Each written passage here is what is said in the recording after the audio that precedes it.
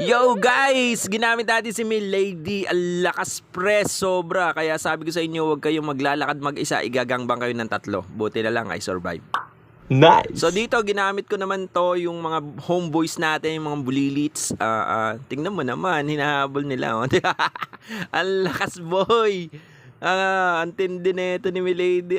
Kaya pala naman kinatatakutan to sa mid lane. Ay, ngayon ko lang nasubukan mag mid lane. Ayan, habulin nyo mga homies.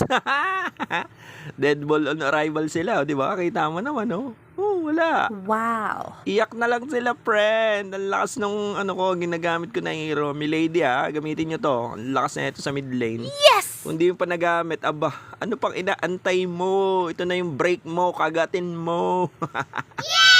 Lalakas to, pre. Baka ito bumuhat sa akin dito mula sa laylayan. Aangat ako na ito papunta sa pinakatuktok ng tugatog ng tagumpay.